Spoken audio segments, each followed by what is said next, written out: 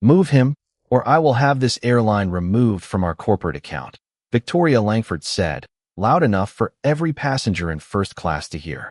Malcolm Reed sat beside the window in seat 2A, one hand resting near a closed leather folder, the other holding a cup of coffee that had gone untouched. He wore a charcoal jacket over a pale blue shirt, dark trousers, and simple black shoes. Nothing about him asked the cabin to notice. Victoria demanded that it notice him anyway.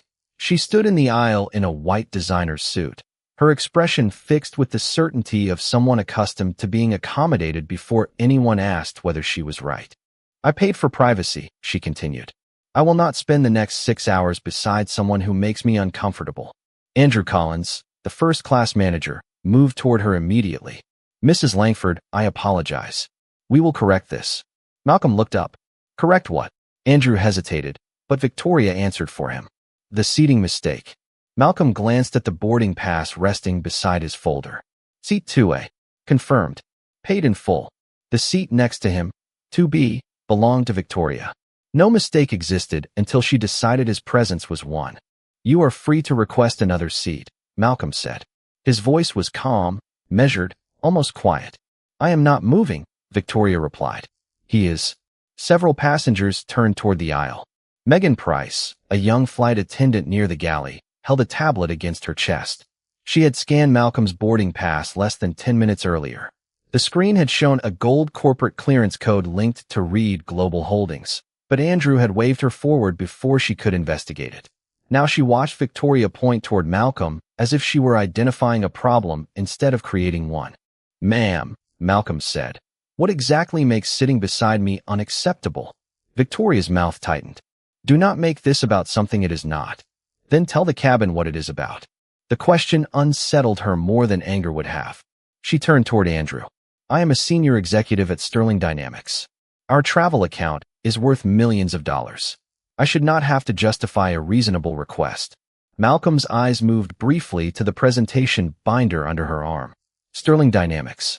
The company she believed she might soon lead. The company he owned 75% of. She did not recognize him without the boardroom, the photographers, or the executive introduction she expected in New York. Andrew lowered his voice. Sir, perhaps we can offer you a comfortable seat farther back. Malcolm looked at him. You are asking the passenger who has done nothing wrong to move because another passenger objects to his existence. The cabin fell silent. Victoria gave a short laugh. You have an inflated sense of importance. Malcolm checked his watch. 8:20 in the morning. Then he looked back at her. 40 minutes, he said. Victoria frowned. 40 minutes until what? Malcolm closed his leather folder. Until you are asking permission to sit at my table. 39 minutes remained. But the moment that placed Malcolm Reed beside Victoria Langford had begun earlier that morning at the private departures entrance of Chicago O'Hare. Malcolm arrived alone, carrying one leather folder and a small overnight bag. No assistant walked beside him. No driver waited for instructions. No executive security badge announced that he controlled 75% of Sterling Dynamics through Reed Global Holdings. He had chosen the ordinary route deliberately. By noon, the board in New York would vote on the company's next chief executive officer, and Victoria was the leading candidate. Her financial results were impressive. Her internal presentations were flawless. Her recommendations described her as decisive, demanding, and deeply committed to shareholder value. Malcolm had read every page. What the reports could not reveal was how she behaved when she believed no one important was watching. At the gate, Megan Price scanned Malcolm's boarding pass. The light turned green, and a gold symbol appeared beside his name. Executive ownership clearance, she read softly. Malcolm gave her a polite nod. Is there a problem? No, sir, Megan replied. I have just never seen this code before. Andrew Collins approached before she could examine it further. Keep the line moving, Megan. He glanced at Malcolm's simple clothing, then dismissed the screen without reading it. Malcolm continued down the jet bridge and took seat 2A beside the window. He placed his folder on the tray table and watched the ground crews move beneath the gray Chicago sky.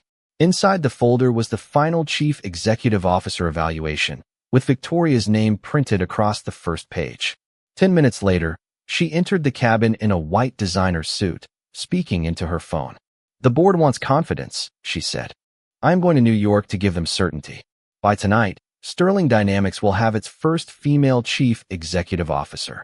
She ended the call, handed her coat to Andrew, and smiled as he welcomed her by name. Then she saw Malcolm in 2A. The smile vanished. Her eyes moved from his face to his clothes, then to the seat number above the row. There must be an error, she said. Megan checked the tablet. No, Mrs. Langford. You are in 2B. Victoria did not look at her boarding pass. She looked only at Malcolm. Find me another arrangement. Andrew offered to move Victoria to an open first-class seat across the aisle, but she refused.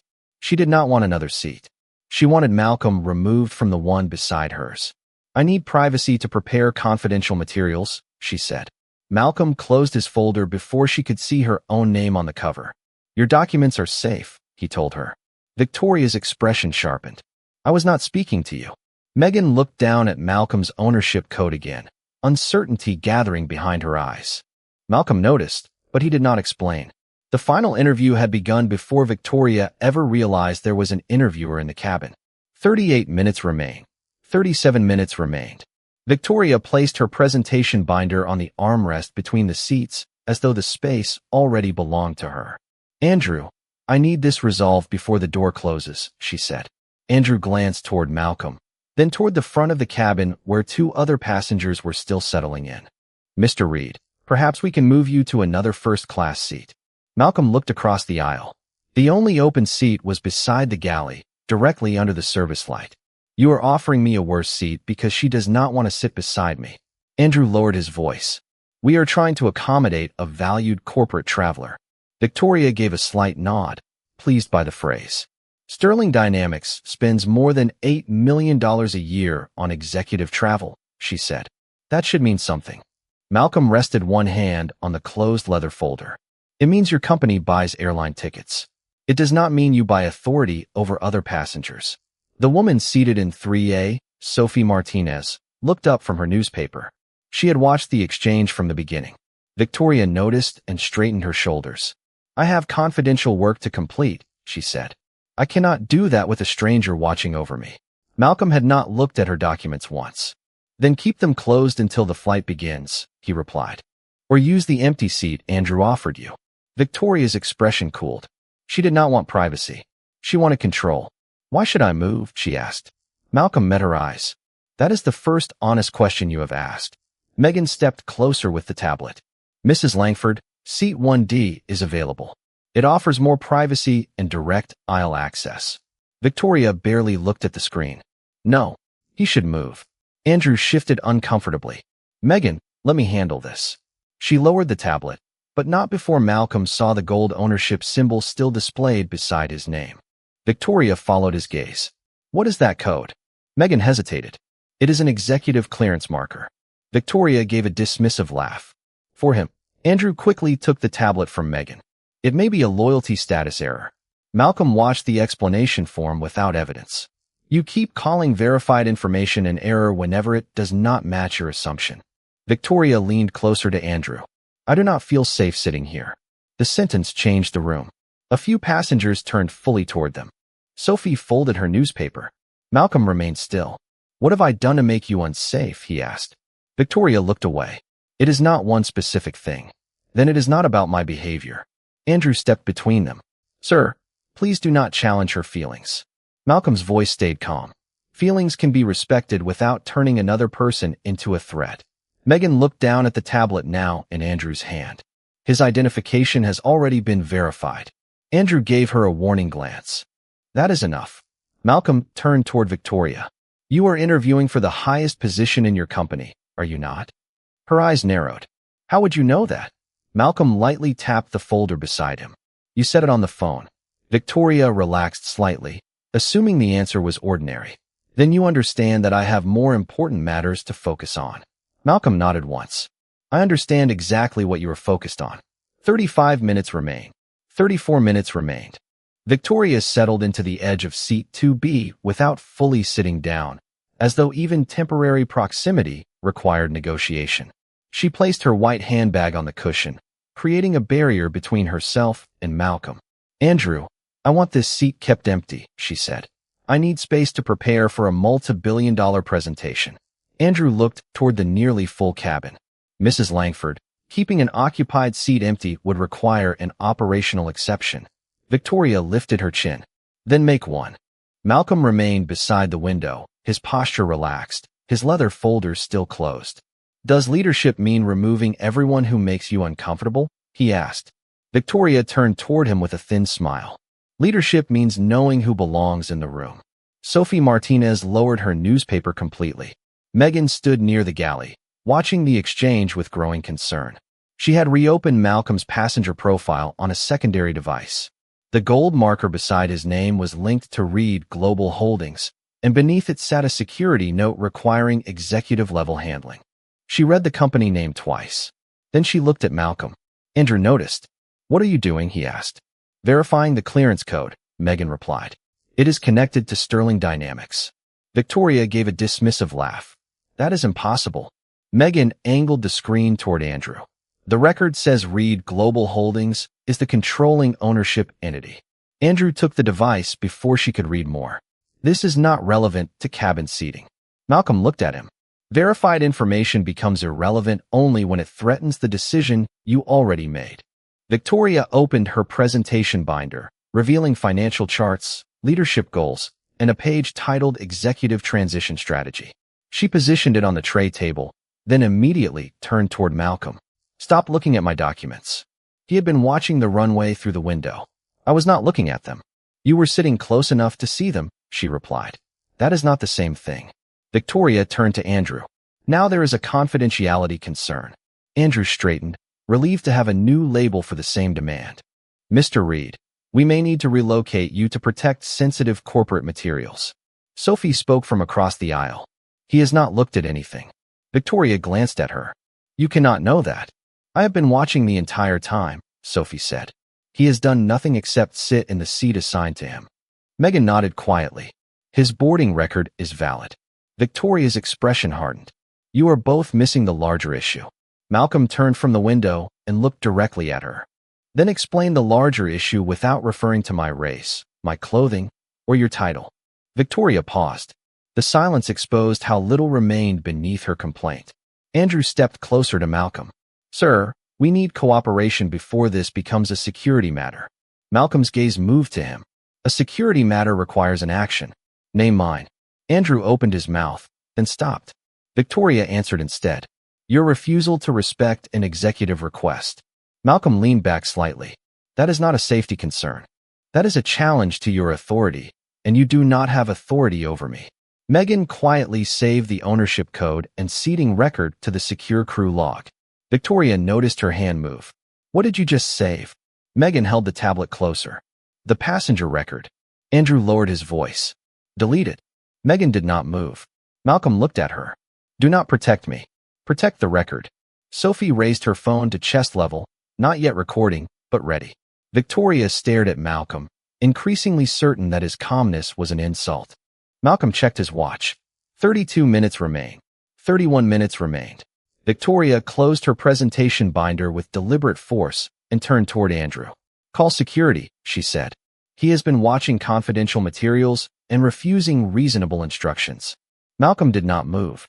Sophie's phone rose slightly. Megan looked from Victoria to Andrew, waiting for someone to reject the accusation before it became official.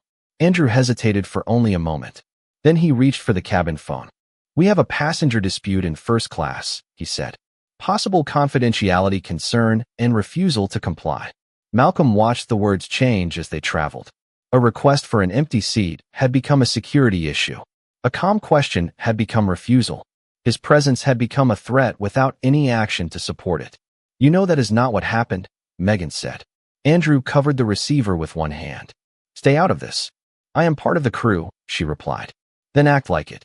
Victoria looked at Megan with open irritation. Young employees often confuse sympathy with judgment. Megan's face tightened, but she held her ground. I am reading the passenger record and describing what I saw. Victoria turned back to Malcolm. You are creating a scene because you want attention. He looked around the cabin. I was sitting quietly before you announced that you would not sit beside me. Several passengers nodded. Sophie began recording. Across the aisle, Daniel Foster, a silver-haired businessman in a tailored gray suit, leaned forward. Maybe everyone should calm down, he said, though his eyes remained on Malcolm. If the lady feels uncomfortable, perhaps the practical solution is for him to move. Malcolm studied him. Practical for whom? Daniel shifted in his seat. For the flight.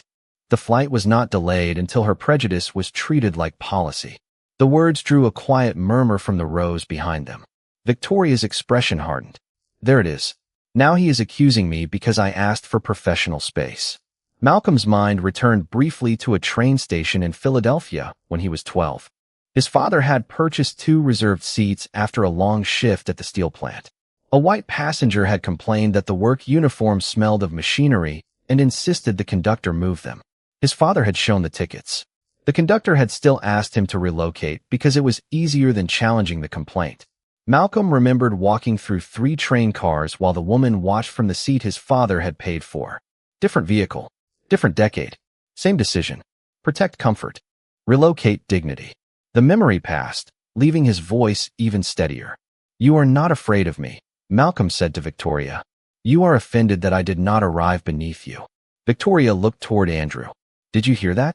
He is becoming hostile. Sophie spoke immediately. No, he is becoming accurate. Megan nodded. He has not threatened anyone. Andrew ended the security call. They are coming anyway. Malcolm opened his leather folder just enough to reveal the Sterling Dynamics seal, then closed it again before Victoria could see the page beneath it. He took out his phone and selected Nathan Brooks's number. Victoria gave a dismissive smile. Calling someone important? Malcolm met her eyes as the line connected. Someone who knows this interview has already started. 29 minutes remain. 28 minutes remained. Nathan Brooks answered before the second ring. Good morning, Mr. Reed. Malcolm kept his voice low, but the cabin had grown quiet enough for every nearby passenger to hear. Nathan, begin the leadership review now. Connect James Holloway, Robert Kane, and Charles Whitmore. Preserve the passenger record, the crew log, and every communication made from this cabin. Nathan did not hesitate. Understood. I am opening the Sterling Executive Review file and notifying the board committee. Victoria gave a short laugh. You expect us to believe you can summon my board from an airplane seat? Malcolm looked at her. It is not your board. Megan's tablet chimed. A secure message appeared across the screen with the Reed Global Holdings seal and a notice confirming that the executive review had been activated. She stared at it, then at Malcolm. Andrew moved closer. What does it say? Megan did not hand him the device. Corporate ownership verification in progress. Victoria's confidence flickered, but only for a second. That could be anything. Malcolm leaned back against the window seat. Then keep talking until it becomes clear. 2 airport security officers arrived at the aircraft door. Andrew approached them immediately. This passenger refuses relocation and has created a confidentiality concern. The lead officer, Karen Mitchell, looked toward Malcolm. Sir, may I see your boarding pass and identification? Malcolm handed both to her without argument. Karen checked the documents and then looked at the seat marker. He is assigned to 2A. Andrew lowered his voice. The issue is his behavior. Sophie spoke from across the aisle. His behavior has been calm. The complaint started because she refused to sit beside him. Victoria turned toward her. You are oversimplifying a professional concern. Karen looked at Victoria. What specific action made you feel unsafe? Victoria paused. He was watching my materials. Megan answered before Andrew could interrupt. He was looking out the window. I saw the entire exchange. Karen returned the documents to Malcolm. At this moment, I do not see a security violation. The balance in the cabin shifted again. Malcolm placed the boarding pass beside his folder. Nathan's voice came through the phone. James Holloway is connected. Robert Kane and Charles Whitmore are joining. The leadership evaluation is now active. Victoria's eyes narrowed. Leadership evaluation? Malcolm looked at her. You said you were prepared to run Sterling Dynamics. Let us test that claim. He folded his hands. What would you do with an employee who treated a customer the way you have treated me? Victoria straightened. The question sounded familiar to her, like something from an executive interview, and pride rushed in before caution could stop it. I would protect the executive who creates the greatest value for the company. Malcolm's expression did not change, even if that executive ignored the facts. Strong leaders make difficult decisions, even if the decision humiliates someone without cause. Victoria looked around the cabin.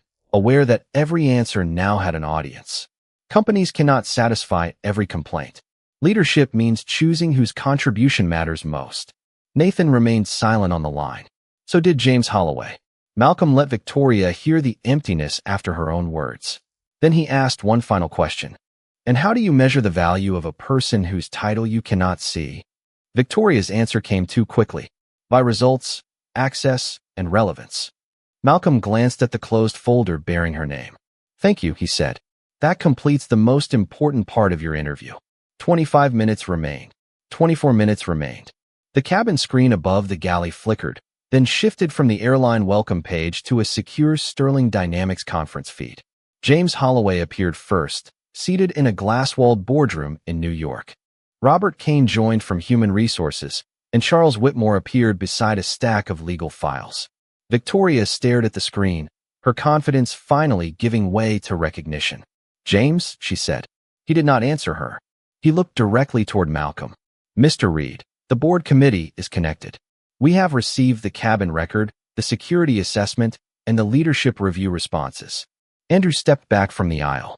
Megan held the tablet close to her chest, while Sophie kept her phone steady. Karen Mitchell remained near the aircraft door, watching the situation without interfering. James continued. For everyone present, Malcolm Reed is the founder and chief executive officer of Reed Global Holdings. His company owns 75% of Sterling Dynamics, and his vote determines today's chief executive appointment. The words moved through first class with the weight of a door closing. Victoria looked at Malcolm, then at the leather folder beside him. He opened it slowly and placed it on the tray table between their seats. Her name was printed across the first page beneath the words Final Leadership Evaluation. The color drained from her face. This was supposed to happen in New York, she said. Malcolm looked at her calmly. The meeting was scheduled for New York. The evaluation began when you thought no one important was watching. Victoria glanced around the cabin, searching for support from Andrew, Daniel Foster, or anyone who had accepted her version of events. No one met her eyes. James spoke again. Mrs. Langford, your responses and conduct have been entered into the official appointment review. Victoria turned toward the screen. This is being taken out of context. Sophie lowered her phone just enough to speak. The context is that you refused to sit beside him before you knew who he was. Megan added. Then you created a confidentiality complaint when he would not move. Andrew's shoulders tightened. I was trying to protect a corporate client. Malcolm looked at him. You protected status before you verified conduct. Charles Whitmore opened a document on his desk. The ownership record is clear. The candidate review process also grants Mr. Reed final authority over the appointment. Victoria faced Malcolm again. You cannot judge my entire career from one flight. I am not, Malcolm replied. I am judging whether your career prepared you to lead people you do not consider valuable. She tried to recover her executive tone. I have delivered record profits, expanded 3 divisions, and saved thousands of jobs. And you just explained that you measure human value through access and relevance. Malcolm said, a chief executive officer does not get to decide who deserves dignity based on visible status. He tapped the folder once. You were not sitting beside a stranger. You were sitting through your final interview. The cabin became completely still. Even Victoria's breathing seemed too loud for the moment. James waited on the screen. Mr. Reed, is the committee ready to record your decision? Malcolm looked at Victoria, not with anger, but with the clarity of someone who had already heard enough. Record that she has failed the leadership review. 22 minutes remain. 21 minutes remained. James Holloway lowered his eyes to the appointment file. The committee has recorded the decision. Victoria Langford is removed from consideration for Chief Executive Officer. Victoria stood motionless beside seat 2B, one hand still resting on the presentation binder she had prepared for the promotion that no longer existed. This is retaliation, she said. You are punishing me because I did not recognize you. Malcolm closed the folder. No, you failed because you revealed how you lead when you believe the other person has no influence. Robert Kane appeared more clearly on the cabin screen as he opened the ethics record. There are 4 prior complaints involving Mrs. Langford, he said. 2 describe discriminatory treatment toward employees of color. 1 concerns retaliation after a manager challenged her behavior. The final complaint alleges she used corporate travel privileges to pressure airline staff. Victoria turned toward the screen. Those matters were resolved. Robert's expression remained neutral. They were closed by departments that reported to you. The answers settled over the cabin. Charles Whitmore spoke next. Effective immediately, your executive authority is suspended pending an independent investigation. Your access to Sterling systems, personnel decisions, and contract approvals will be restricted before this aircraft leaves the gate. Victoria looked at Malcolm with disbelief. You cannot dismantle my career in front of strangers. Malcolm's voice stayed calm. You brought your judgment into a public cabin. The consequences are being stated here because the conduct happened here. Andrew Collins shifted near the galley. Mr. Reed, I acted to protect a major corporate account. Malcolm turned toward him. You heard a passenger demand that another person be moved without cause. You ignored a verified record, dismissed your employee, and converted prejudice into a security complaint. Megan held the tablet tighter. Andrew looked toward Karen Mitchell, but the security officer remained silent. James addressed him from the screen. The airline has been notified. Your duty status is suspended pending review. Andrew's face tightened. I was following customer service protocol. Sophie spoke from across the aisle. You were serving the person with the most expensive title, not the person telling the truth. Daniel Foster lowered his gaze, no longer willing to defend the practical solution he had suggested earlier. Malcolm looked toward Megan. Your record shows that you verified my seat, preserved the ownership clearance, and challenged an instruction you believed was wrong. Megan nodded carefully. I thought I might lose my job. That fear is exactly why the system failed, Malcolm said. Robert confirmed that she would be protected under Sterling's whistleblower agreement and the airline's independent reporting policy. Victoria tried once more to gather the confidence she had carried onto the aircraft. I have created more value for Sterling than anyone in that boardroom. Malcolm met her eyes. Value without character becomes risk. He opened the folder again and removed the final evaluation sheet. Across the top was the position she had expected to claim. Beneath it, he wrote one sentence and signed his name. Not eligible for executive leadership pending ethics review. He placed the page back inside. You wanted distance from a man you believed was beneath you, he said. Now the distance between you and the chief executive office is permanent. Victoria sat slowly in 2B, not because she had accepted Malcolm, but because every other place she believed belonged to her had just disappeared. 20 minutes remained. 20 minutes remained. Victoria sat beside Malcolm in silence, her white designer suit suddenly looking less like armor and more like evidence of the authority she had mistaken for character. The cabin door was still open, and the morning light from Chicago stretched across the aisle between them. Malcolm did not celebrate. He did not ask her to leave the seat she had refused to occupy. He simply looked toward the conference screen where James Holloway, Robert Kane, and Charles Whitmore remained connected. The appointment process is suspended, Malcolm said. Sterling Dynamics will not select its next chief executive officer until we establish a leadership standard that measures more than revenue. James nodded. The board will support an independent review. Malcolm continued. Every executive candidate will be evaluated through documented conduct, employee feedback, and decisions made when no promotion appears to be at stake. Complaints involving discrimination or retaliation will be reviewed outside the candidate's reporting structure.